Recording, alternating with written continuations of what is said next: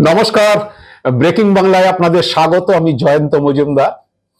মোহাম্মদ সেলিম, শুভেন্দু অধিকারীদের সময়টা বোধহয় ভালো যাচ্ছে না, বিশেষ করে আরজি কর ইস্যুটাতে। তারা হয়তো চেয়েছিলেন যে আগুনটা ধিকি ধিকি ধিকি ধিকি জ্বলুক, তাতে আন্দোলনকে জিয়ে রাখা যাবে।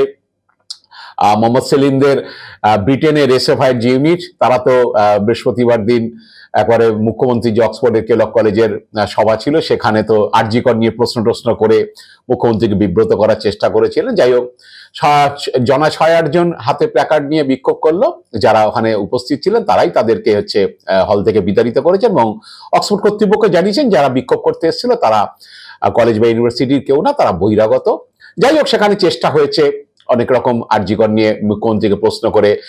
সরকার নাকি পরিকল্পিতভাবে ওই ডাক্তারকে, মহিলার চিকিৎসককে খুন করেছে, এইসব বলে টলে একটুখানি যদি মুখ্যমন্ত্রীকে রাগিয়ে টাগিয়ে দিয়ে যদি সভাটাকে পণ্ড করে দেওয়া যায়, চেষ্টা কম হয়নি। কিন্তু হলে প্রেক্ষাগৃহে যারা ছিল, অন্য যারা বিশিষ্ট ব্যক্তিরা ছিল, তারাই চেঁচামেচি করে তাদেরকে সেখান থেকে বিতাড়িত করেছে।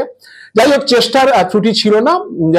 ওই নিয়ে রিয়াকশনও হয়েছে প্রচুর। আজকের বাংলায় তৃণমূলের আইটি সেলের প্রধান দেবাংশু ভট্টাচার্য তিনি বলেছেন যে এসএফআই ব্রিটেনে তাদের ইউনিট দিয়ে বিক্ষোভ টিক্ষোভ না করে তারা যতই যাই করুক, এখানে তারা তাদের 0 থেকে 1 হবে না। মমতাও তাদেরকে বলেছেন যে আপনারা আপনাদের রাজনৈতিক উদ্দেশ্য পূরণের জন্য এগুলো করেছেন, দরকারে বাংলায় আসুন, বাংলায় এসে রাজনীতি করুন, শক্তিশালী করুন আপনাদের দলকে, এইসব কথা তিনিও বলেছেন। যাই হোক, বিষয়টা হচ্ছে আরজি করের, এবং পরিষ্কার বলছি যে এত মোহাম্মদ সেলিমদের পার্টির দশা গেল। শুভেন্দু অধিকারী তো মমতা বন্দ্যোপাধ্যায়ের সঙ্গেই মিটিং এ বসতে পারছেন না তার বিবেকের তাড়নায়, কারণ আসল অপরাধীরা যতদিন সাজা না পাচ্ছে তিনি বিবেকের তাড়নায় মুখ্যমন্ত্রীর সঙ্গে বৈঠকে বসবেন না। মানে মুখ্যমন্ত্রী তথা পুলিশ মন্ত্রী তিনি ওই জায়গাতেই স্টিক করে আছেন যে পুলিশ প্রমাণ লোপাট করেছে এবং প্রকৃত অপরাধীদের আড়াল করেছে, এবং এই ঘটনায় একাধিক ব্যক্তি জড়িত। এই তথ্য নিয়েই মোহাম্মদ সেলিম, শুভেন্দু অধিকারীরা চালিয়ে যাচ্ছেন গত 8 মাস ধরে। তো যেটা হলো, আমি যেটা মঙ্গলবার দিন ভিডিওতে বলেছিলাম যে হাইকোর্ট, কলকাতা হাইকোর্টে যেখানে অভয়ার পরিবার ফের তদন্তের দাবি করেছে। মানে একটা তদন্ত শিয়ালদা আদালতে হয়েছে, আপনারা জানেন, সেখানে বিচার হয়েছে। বিচারে সঞ্জয় রায়, সিভিক ভলেন্টিয়ার, তার সাজা হয়েছে, এবং সেই সাজার পরে অভয় পরিবার হাইকোর্টে গিয়ে তারা ফের নতুন করে তদন্তের দাবি করেছে। তারা সিবিআই তদন্তে খুশি নয়। সেই তদন্ত এখন সুপ্রিম কোর্টের নির্দেশের পরে কলকাতা হাইকোর্টে বিচারপতি তীর্থঙ্কর ঘোষের বেঞ্চে শুনানি হচ্ছে।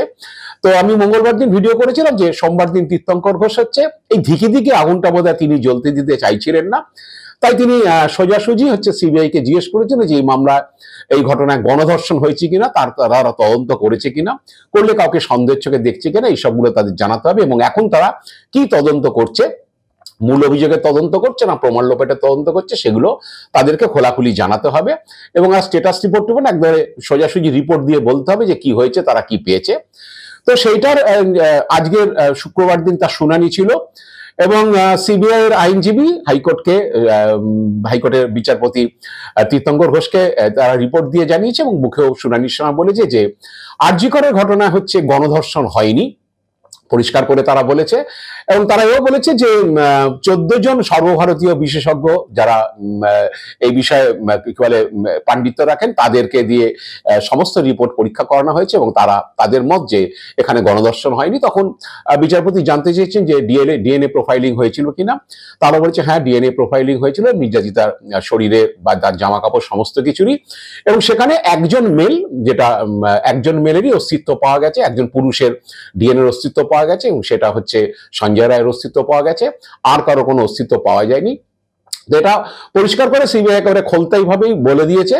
তো তখন বিচারপতি জিজ্ঞেস করেছিলেন যে তাহলে তদন্তটা কিসের জন্য চলছে। তখন সিবিআই বলেছে যে তারা এর মধ্যে বৃহত্তর ষড়যন্ত্র রয়েছে কিনা, এবং একইভাবে আর কেউ প্রমাণ লোপাটের সঙ্গে যুক্ত কিনা, সেই জন্য তখন বিচারপতি জানতে চান যে আপনাদের তদন্তে কতদিন সময় লাগবে। তারা বলেছে যে বেশ কিছু মানুষকে, ওখানকার হাসপাতাল কর্মী, যারা নার্স, ডাক্তার, সবাইকে জিজ্ঞাসাবাদ করা হচ্ছে, আরো জিজ্ঞাসাবাদ হচ্ছে, তাদের বয়ান রেকর্ড করা হচ্ছে, তাই এক্ষুনি আমরা নির্দিষ্ট করে সময় বলতে পারছি না। তো এগুলো হচ্ছে মোটামুটি ভাবে সিবিআই বলেছে, এবং তারা কিসের ভিত্তিতে এইগুলোতে এসছে, উপনীত হয়েছে, তার জন্য তারা বলেছে কাদের কাদের কি কি বয়ান না হয়েছে। এবং হাসপাতালের যারা সেদিনকে ঘটনায় উপস্থিত ছিল তাদের সবাই হচ্ছে মোবাইলের তাদের লোকেশন এভরিথিং সমস্ত চেক করা হয়েছে, এই সবগুলো হয়েছে। তো এটা বলার পরে এখন অনেকেই মনে করছে যে এরপরে অনেক ঘটনা, অনেকে জড়িত, এটা গণধর্ষণ হয়েছিল, অনেকে জড়িত, আর সরকার বা প্রশাসন হচ্ছে পরিকল্পিতভাবে খুন করেছে। তাহলে একটা জিনিস আসে, যদি এই জায়গাটাতে আসা যায় যে সর্বভারতীয় 14 জন বিশেষজ্ঞ বলছেন গণধর্ষণ হয়নি, ধর্ষণ একজনই করেছে, এবং ডিএনএ প্রোফাইলিং বলছে যে একজনের সঙ্গে ম্যাচ করছে, যেটা সিবিআই হাইকোর্টে জানিয়েছে। তাহলে অনেকে জড়িত, মানে তারা কি দাঁড়িয়ে ওখানে দর্শক হিসাবে উপস্থিত ছিলেন? আমার প্রশ্নটা এইখানেই। ধরুন 4 জন জড়িত, 3 জন এসছে, সঞ্জয় রায় ধর্ষণ করছে, তাকে খুন করছে, বাকিরা হচ্ছে দাঁড়িয়ে আছে, অথবা সঞ্জয় রায় ধর্ষণ করেছে, বাকিরা 3 জন আর এবং সঞ্জয় রায় মিলে 4 জন মিলে খুন করেছে। তাহলে 4 জনও তো প্রয়োজন ছিল না, একজনই তো হয়ে যেত। আমি বুঝতে পারছি না যারা এই প্রশ্নগুলো তুলছেন, যদি এই জায়গাটাতে আসা যায়, একটা ঘটনায় আসা যায় যে সঞ্জয় রায় একা ধর্ষণ করেছে এবং খুন করেছে, এবং অনেকে জড়িত মনে করলে তাদের মূল অপরাধটার সঙ্গে তাদের যুক্ত থাকতে হবে। তারা কিভাবে যুক্ত ছিল? তারা ধর্ষণ করেনি, দাঁড়িয়ে দাঁড়িয়ে ধর্ষণের ঘটনা দেখেছে, এইটা হতে পারে। সেকেন্ড হচ্ছে সঞ্জয় রায় ধর্ষণ করেছে এবং তারপরে তারা 4 জন মিলে হচ্ছে খুন করেছে।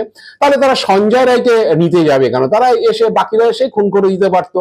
ধর্ষণের প্রয়োজন নাও হতে পারে, খুন করলে যে ধর্ষণ করতে হবে এমন কোনো মানে নেই।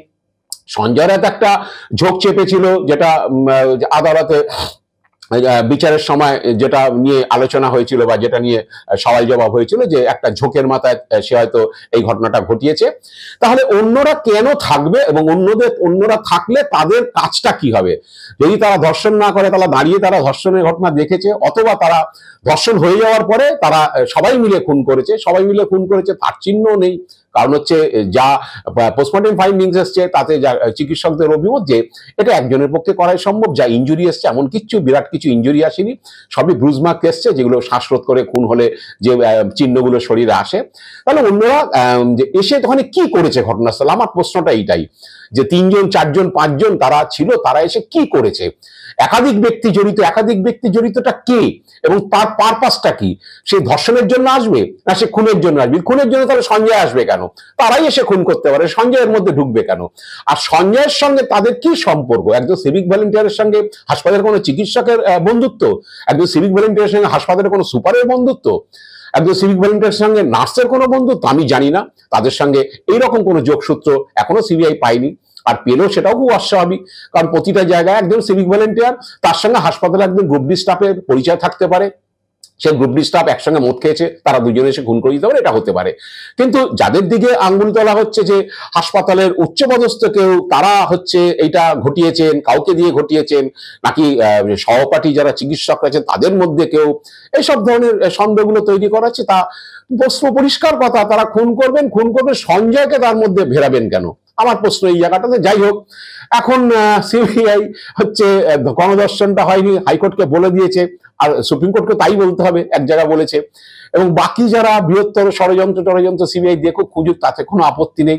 বৃহত্তর ষড়যন্ত্র হবে, বৃহত্তর ষড়যন্ত্র একটা লক্ষ্য থাকবে, একটা মোটিভ থাকবে, ষড়যন্ত্রটা আমি কেন করব, আর করলে আমি কিভাবে সেটাকে হচ্ছে কাজটা হাসিল করব, এটাই তো মূল। তাহলে একটা মহিলা চিকিৎসক, তিনি খুন হয়েছেন, তাকে একজন এসে ধর্ষণ করে খুন করেছে, তাহলে বৃহত্তর ষড়যন্ত্র মানে আমি সেই লোকটাকে এনগেজ করতে পারি। কিন্তু সঞ্জয় রায়ের সঙ্গে এখনো পর্যন্ত কারোর যোগসূত্র সিবিআই এস্টাবলিশ করতে পারেনি, যে সঞ্জয়ের সঙ্গে হাসপাতালের সুপারের খুব হচ্ছে দহরম-মরণ ছিল, সঞ্জয়ের সঙ্গে হাসপাতালের প্রিন্সিপালের খুব দহরম-মরণ ছিল, সঞ্জয়ের সঙ্গে নির্যাতিতা সহপাঠীদের খুব দহরম-মরণ ছিল, এগুলো তো এস্টাবলিশ করতে পারেনি। এদের সঙ্গে কোনো যোগাযোগ কোনো কালে হচ্ছে সঞ্জয়ের দেখতে পাওয়া যাচ্ছে না, না মোবাইল কমিউনিকেশন, না ফিজিক্যাল কমিউনিকেশন, কোনো কিছুতেই আসেনি যে তারা কোনোদিন আলোচনা করেছে, সঞ্জয়কে ওই ঘরে দেখা গেছে, তাদের সঙ্গে গল্পগুজব করেছে, অন্যরা দেখেছে, তাও হয়নি। তাহলে হচ্ছে বৃহত্তর ষড়যন্ত্র করে একজনকে খুন করা হবে, একজনকে খুন করা হলে যাদের এনগেজ করা হবে তাদের যোগসূত্র তো আমাকে এস্টাবলিশ করতে হবে, বলে দিলেই তার হবে না। আসলে বলে দাও, বলে দিয়ে জলটাকে ঘুলিয়ে দাও, জলটাকে ঘুলিয়ে দিলে এটা এক কোর্ট থেকে আরেক কোর্ট যাবে, আরেক কোর্ট থেকে আরেক কোর্ট যাবে, চলতে থাকবে, ধিকি ধিকি আগুন জ্বলতে থাকবে 26-এর ভোট পর্যন্ত।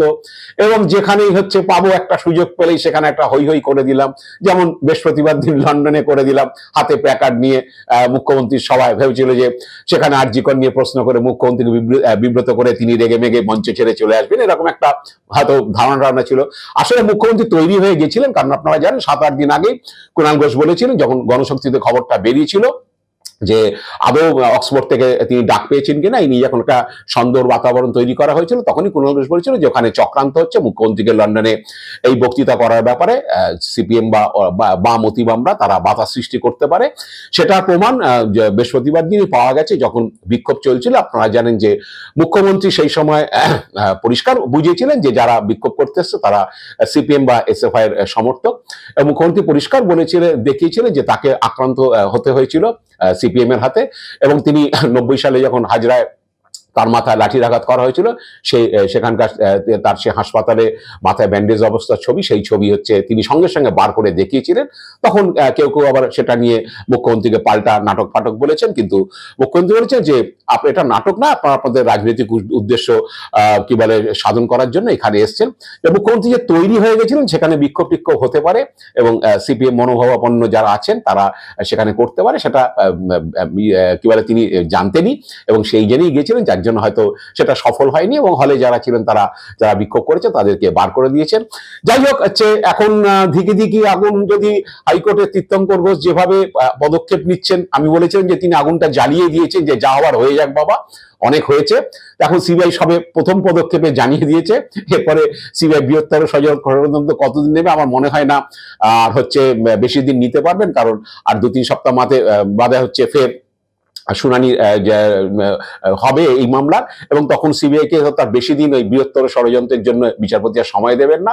এখন বৃহত্তর ষড়যন্ত্রের বিষয় যদি সিবিআই কে রিপোর্ট দিয়ে দেয়, তাহলে ধিকি ধিকি আগুন তো আস্তে আস্তে নিভবেই। কারণ আমি বলেছিলাম যে বিচারপতি তীর্থঙ্কর ঘোষ আগুনটা জ্বালিয়ে দিতে চেয়েছেন, যে আগুনটা জ্বলে যাক, পুড়ে ছাই হয়ে যাক, তারপরে সেই ছাই থেকে কিছু বেরোয় কিনা সেটা দেখা যাবে।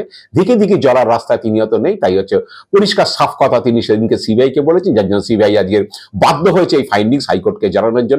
যাই না ভবিষ্যতে এরপরে সিবিআই কি ফাইন্ডিংস আর হাইকোর্টে দেবে, তার জন্য আমরা অপেক্ষা করব। আজ এ পর্যন্তই। আপনারা ভালো থাকবেন, সুস্থ থাকবেন, নমস্কার।